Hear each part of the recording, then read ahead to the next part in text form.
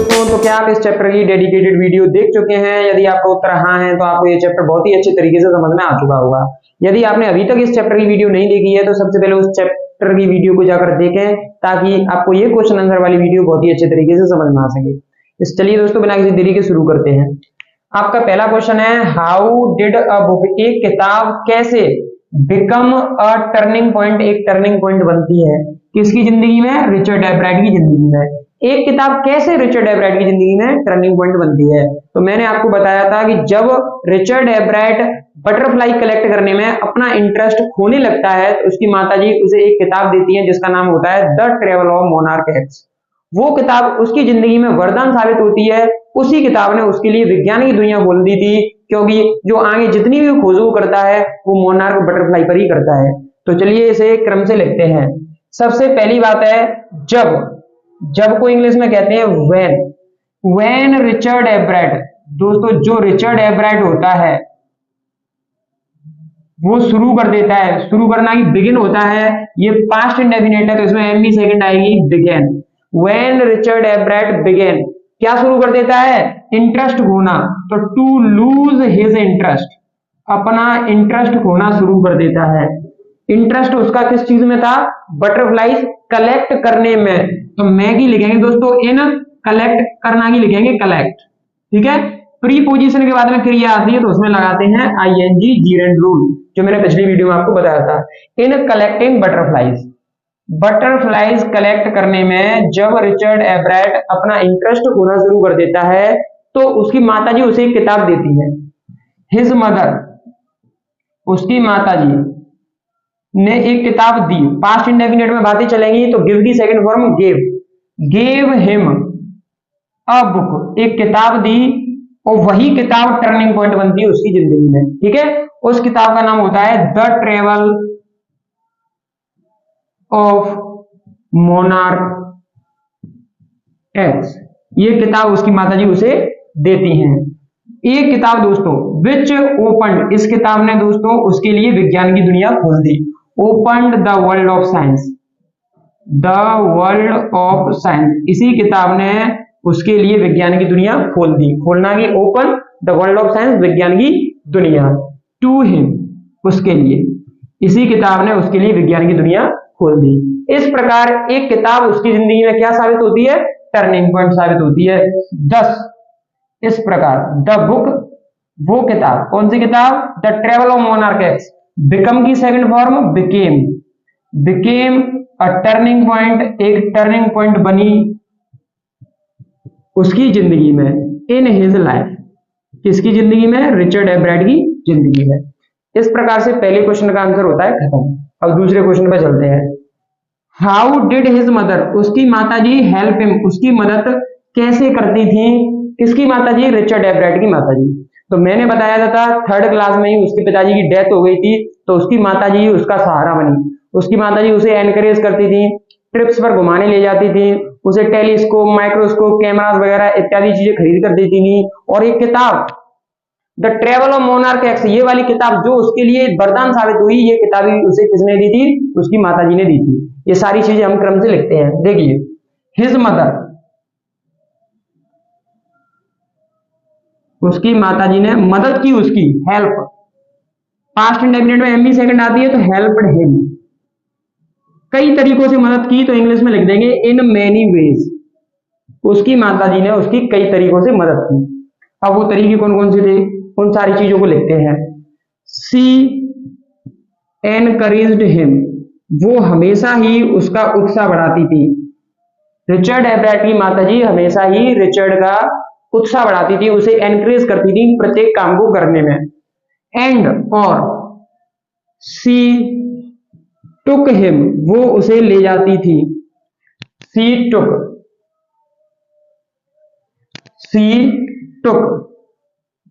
Him, वो उसे ले जाती थी, ट्रिप्स पर घुमाने ले जाती थी। ट्रिप्स पर घुमाने क्यों ले जाती थी? ताकि वो न्यू एक्सपीरियंसेस सीखे और अपने व्यवहार में चेंजेस ला सके, अच्छे से अच्छा कर सके, वो उसे ट्रिप्स पर ले जाती थी।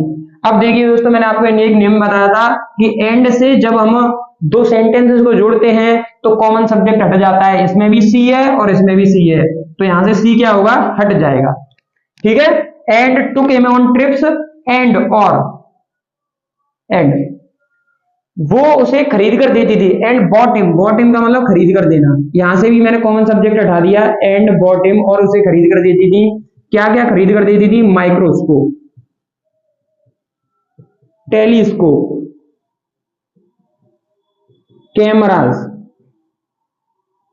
माउंटिंग मटेरियल्स, ये सारी चीजें खरीद कर देती थी, एंड और अदर इक्विपमेंट, अन्य सामग्री खरीद कर देती थी। अब एक नियम और याद रखना पड़ेगा आपको कि जैसे हम 2 या 3 शब्दों को एंड से जोड़ते हैं, जैसे मैंने लिखा यहां पर राम एंड सीता एंड गीता, तो ये एररफुल है दोस्तों, ये कैसा है, एररफुल, इसमें गलती है। जब एंड का प्रयोग 2 बार होता है तो पहली बार एंड का प्रयोग ना करके कॉमा का प्रयोग करते हैं, तो ये बनेगा राम सीता एंड गीता। तो वही गलती मैंने यहां पर की है जो आपको सुधारनी है। सी एनकरेज्ड हिम, यहां पर एंड लगा दिया 2 वाक्यों के बीच में, फिर से एंड लगा दिया 3 वाक्यों के बीच में, जबकि एंड का प्रयोग एक बार ही करना चाहिए, इसलिए इस एंड को भी रफ करके हम क्या लगा देंगे, कॉमा। अब ये बिल्कुल करेक्ट है, सी एनकरेज्ड हिम, वो उसका उत्साह बढ़ाती थी, टुक हिम ऑन ट्रिप्स पर ले जाती थी और उसे खरीद कर देती थी microscope, telescope, cameras, mounting material and other equipment, और अन्य सामग्री भी उसे खरीद कर देती थी। एक इंपॉर्टेंट बात, एक ऐसी किताब जो उसकी जिंदगी में टर्निंग पॉइंट बनी, वो किताब भी किसने दी थी, उसकी माता जी ने। सी ऑल्सो गेव हिम, तो हम लिखेंगे इस प्रकार, सी किसके लिए आ रहा है, उसकी माता जी के लिए। सी ऑल्सो गेव हिम एक किताब दी उन्होंने जिसका नाम क्या था, the travel of monarch x. ये किताब भी किसने दी थी उसे, उसकी माताजी ने दी थी, और ये किताब उसकी जिंदगी में एक टर्निंग पॉइंट बनती है, विज्ञान की दुनिया का दरवाजा बनती है। इस प्रकार से इस क्वेश्चन का आंसर भी होता है खत्म। अब नेक्स्ट क्वेश्चन पर चलते हैं। व्हाट लेसन्स, कौन से सीख या कौन से पार्ट उसने लर्न का मतलब सीखे या वह सीखता है जब वह नहीं जीतता है, कुछ भी नहीं जीतता है एट अ साइंस फेयर। जब वह साइंस फेयर में कुछ भी नहीं जीतता है तो उसे क्या सीखने को मिलता है, कौन सी सीख सीखने को मिलती है, तो दोस्तों जब वह साइंस फेयर में 7th क्लास में, मैंने तुम्हें बताया था कि वो साइंस फेयर में हिस्सा लेता है और हार जाता है, तब वो उसे एक सीख मिलती है कि यदि उसे साइंस फेयर में जीतना है तो उसे रियल में एक्सपेरिमेंट करने पड़ेंगे। यदि वो किताबी प्रोजेक्ट ले जाकर दिखा देगा तो उससे उसे प्राइज नहीं मिलने वाली। इसी चीजों को क्रम से लिखते हैं हम। सबसे पहले वैन से पूरा लिख देंगे, ठीक है। वैन ही किसके लिए आ रही है, रिचर्ड एब्राइट के लिए। वैन रिचर्ड एब्राइट, जब दोस्तों रिचर्ड एब्राइट डज नॉट विन, नहीं जीतता है, एनीथिंग का मतलब कुछ भी नहीं जीतता है, और कहां पर, एट अ साइंस फेयर, विज्ञान मेले में कुछ भी नहीं जीतता है, तो वह कौन सी क्लास में था, इन 7th ग्रेड, ठीक है, इन 7th ग्रेड। जब वह 7वीं क्लास में होता है, ये जी है दोस्तों, जब वह 7वीं क्लास में होता है और वह विज्ञान मेले में कुछ भी नहीं सीखता है, कुछ भी नहीं जीतता है, सॉरी दोस्तों, तो वो एक सीख सीखता है, ही लर्न्स दैट, तो वो सीखता है कि, क्या सीखता है कि उसे वास्तव में रियल एक्सपेरिमेंट करने पड़ेंगे। बात फ्यूचर में जा रही है तो शैल विल का प्रयोग करेंगे। दैट ही विल, कोई काम करना पड़ता है उसमें हैव टू का प्रयोग करते हैं, किसका प्रयोग करते हैं, have to. He will have to do real experiment, वो एक बात समझ लेता है कि यदि उसे साइंस फेयर में जीतना है तो उसे रियल में एक्सपेरिमेंट्स करने पड़ेंगे, ठीक है। अ नीट डिस्प्ले, एक रियल में तुम एक स्वच्छ सा प्रदर्शन दिखा दो, प्रोजेक्ट, किताबी प्रोजेक्ट बना के दिखा दो, तो आप जीत नहीं पाओगे। ये एक्सपेरिमेंट किस लिए करने पड़ेंगे, टू विन, जीतने के लिए। यदि आपको साइंस फेयर में जीतना है तो आपको रियल में एक्सपेरिमेंट करने पड़ेंगे। A neat display, a neat display, display का मतलब दोस्तों प्रदर्शन, इज नॉट इनफ, ये पर्याप्त नहीं है, टू विन, कहने का मतलब यदि आप किताब का प्रोजेक्ट बना के दिखा देंगे तो ये पर्याप्त नहीं होगा जीतने के लिए, आपको रियल में एक्सपेरिमेंट करने पड़ेंगे। इस प्रकार से हमने 3 क्वेश्चंस का आंसर लिख लिया है। होप आपको समझ में आया होगा। तब तक आप इसका स्क्रीनशॉट ले लीजिए और आगे हम कंटिन्यू करें। अगला क्वेश्चन है व्हाट एक्सपेरिमेंट, कौन कौन से experiments and project does he then undertake, undertake का मतलब काम करना दोस्तों एक तरीके से। कौन कौन से प्रोजेक्ट और कौन कौन से एक्सपेरिमेंट होते हैं जिन पर वह काम करता है, कौन काम करता है, रिचर्ड एब्राड। तो सारे प्रोजेक्ट मैंने बहुत ही डिटेल से आपको बता चुका हूं, अब उन्हें बस लिखना है। सबसे पहली बात हम लिखेंगे वो निम्नलिखित प्रोजेक्ट पर काम करता है, उन प्रोजेक्ट को फिर क्रम से 1 2 3 नंबर डालकर लिख देंगे, ठीक है। तो सबसे पहले सब्जेक्ट ही, उसके बाद में डज नहीं लगाएंगे कि प्रेजेंट इंडेफिनिट में हेल्पिंग वर्ब का प्रयोग नहीं करते हैं। ही देन अंडरटेक्स फॉलोइंग एक्सपेरिमेंट्स, निम्नलिखित की क्या हो जाएगी, फॉलोइंग एक्सपेरिमेंट्स एंड प्रोजेक्ट। अब वो एक्सपेरिमेंट और प्रोजेक्ट कौन कौन से होते हैं, मैंने लिख दिया निम्नलिखित होते हैं। नंबर 1, सबसे पहले मैंने आपको बताया था कि जो मोनार्क कैटरपिलर होता है उसमें वो वायरल डिसीज का पता लगाता है, वो भी कौन सी क्लास में, 8th क्लास में, ठीक है। ही वह कोशिश करता है, कोशिश करना की ट्राई और वाई को उठाकर IES लगा देंगे क्योंकि प्रेजेंट इंडेफिनिट में इसका answer. Question, he tries to find out, find out का मतलब पता लगाना, द रीजन कारण पता लगाने की कोशिश करता है। किसका कारण, एक वायरल डिसीज, उस समय एक बीमारी चल रही थी, वो बीमारी किसमें चल रही थी, इन मोनार्क कैटरपिलर, किसमें चल रही थी, मोनार्क कैटरपिलर में, क्योंकि उस समय मोनार्क कैटरपिलर खत्म होते जा रहे थे, तो उसका कारण पता करने की कोशिश करता है, वो भी 8th क्लास में। किस क्लास में, 8th क्लास में। तो ये भी लिख देते हैं, चलो, मोनार्क कैटरपिलर इन 7th क्लास की बात है, 8th की है दोस्तों, 7th में तो साइंस फेयर में आता है, 8th क्लास, 7th क्लास में तो साइंस फेयर में आ जाता है, ठीक है, पार्टिसिपेट करता है। आगे नंबर 2, सबसे पहली बात। दूसरी बात, वो एक थ्योरी प्रूव करता है, वो प्रूव करता है कि जो वायसराय बटरफ्लाई होता है वो मोनार्क बटरफ्लाई को कॉपी करता है। ही प्रूव, वह सिद्ध करता है, प्रूव करता है दैट, कि वायसराय बटरफ्लाई, जो वायसराय बटरफ्लाई होता है वो कॉपी करता है किसको, मोनार्क को, मोनार्क बटरफ्लाई, जो वायसराय बटरफ्लाई होता है वो मोनार्क बटरफ्लाई को कॉपी करता है, ठीक है। क्यों कॉपी करता है, इसका रीजन भी मैंने बताया था कि मोनार्क बटरफ्लाई होती है, उनका टेस्ट अच्छा नहीं होता है बर्ड्स के लिए खाने के लिए, और इसका टेस्ट अच्छा होता है, तो ये कम से कम पक्षियों का भोजन बने, इसलिए किसको कॉपी कर लेता है, मोनार्क को, कि मोनार्क अच्छा खाने में नहीं लगता है बर्ड्स के लिए, ठीक है। नंबर 3, इसके बाद में इसकी तीसरी खोज और इंपोर्टेंट खोज वो क्या थी, ये पर्पस फाइंड आउट करता है कि जो मोनार्क प्यूपा पे 12 टिनी गोल्ड स्पॉट होते हैं उनका पर्पस क्या है, वो क्या प्रोड्यूस करते हैं, हार्मोन प्रोड्यूस करते हैं, वो भी किस लिए, बटरफ्लाई के फुल डेवलपमेंट के लिए, ठीक है। तो देखो, ही फाइंड्स आउट, वह पता लगाता है, द रीजन या द पर्पस, कि पर्पस क्या है, ऑफ 12 टिनी, टिनी का मतलब छोटे छोटे गोल्ड स्पॉट का, और वो गोल्ड स्पॉट कौन पे होते हैं, ऑन मोनार्क प्यूपा, किस पर, मोनार्क प्यूपा पर जो छोटे छोटे 12 गोल्ड स्पॉट होते हैं वो उनका पर्पस फाइंड आउट करने की कोशिश करता है, और क्या पता लगाता है कि ये जो स्पॉट हैं, दीज स्पॉट्स, ये क्या करते हैं, हार्मोन प्रोड्यूस करते हैं, प्रोड्यूस हार्मोन, क्या प्रोड्यूस करते हैं, हार्मोन प्रोड्यूस करते हैं, और ये हार्मोन किस लिए इंपॉर्टेंट होता है, बटरफ्लाई के फुल डेवलपमेंट के लिए, for butterflies full development, butterfly के संपूर्ण विकास के लिए ये जो मोनार्क प्यूपा हैं इनमें स्पॉट पाए जाते हैं, वो स्पॉट क्या प्रोड्यूस करते हैं, हार्मोन प्रोड्यूस करते हैं। तो 3 डिस्कवरीज प्रोजेक्ट हो गए इसके। नंबर 4, ये मोनार्क की विंग्स से सेल ग्रो करता है, सेल बनाता है, ठीक है।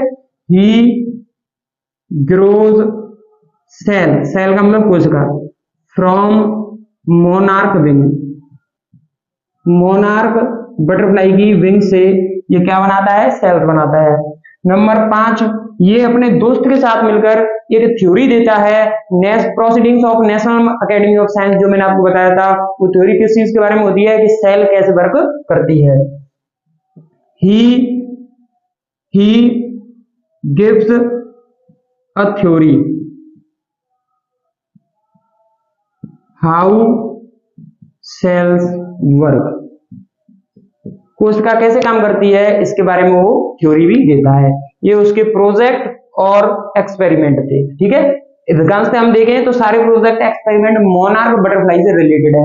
पहला कैटरपिलर से, ये फिर मोनार्क के बारे में है, मोनार्क को कॉपी करता है वायसराय, फिर प्यूपा से, फिर उसके बाद में 12 टिनी गोल्ड स्पॉट, इन सारी चीजों के बारे में प्यूपा पे होते हैं। फिर उसके बाद में मोनार्क की विंग से सेल उगाई थी, और सेल उसने किस चीज से देखी थी पता है? हार्मोन से। जो हार्मोन निकलता है ना, उनसे इसने सेल का आविष्कार किया, सेल की खोज की, सॉरी, ठीक है। अब आगे इस क्वेश्चन को देखते हैं। व्हाट आर द क्वालिटीज, क्या क्या क्वालिटीज होनी चाहिए दैट गो इनटू, जो आगे बढ़ाती हैं इस किसकी जर्नी को? एक साइंटिस्ट के बनने की जर्नी को। ऐसी कौन कौन सी क्वालिटीज हैं जो एक साइंटिस्ट की जर्नी को आगे बढ़ाती हैं? जो साइंटिस्ट बनता है उसको आगे बढ़ाने का काम करती हैं, उसे मोटिवेट करने का काम करती हैं। ऐसी कौन कौन सी क्वालिटी है? तो हम लिख देंगे ऐसी निम्नलिखित क्वालिटीज है, निम्नलिखित की फॉलोइंग्स लिख देंगे, फिर 1 2 3 मार्किंग डालकर लिख देंगे सारी चीजों को।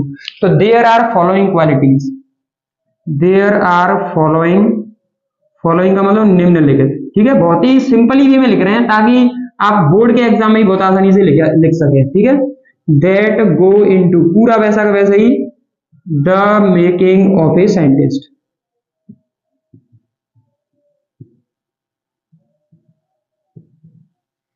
ठीक है। उन क्वालिटी में नंबर 1 क्वालिटी लिखते हैं। सबसे पहली बात, उसमें फर्स्ट रेट माइंड होना चाहिए और उसमें क्यूरियोसिटी होनी चाहिए, ठीक है। ही, कोई चीज होनी चाहिए, उसमें प्रयोग करते हैं शुड का। ही should have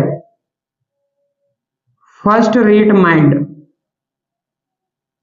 first rate mind, उसका 1 नंबर दिमाग होना चाहिए, ब्राइट माइंड होना चाहिए, एड, और उसमें एड होनी चाहिए विद क्यूरियोसिटी, उसमें जिज्ञासा होनी चाहिए उसके दिमाग में, और उसका दिमाग भी अच्छा होना चाहिए।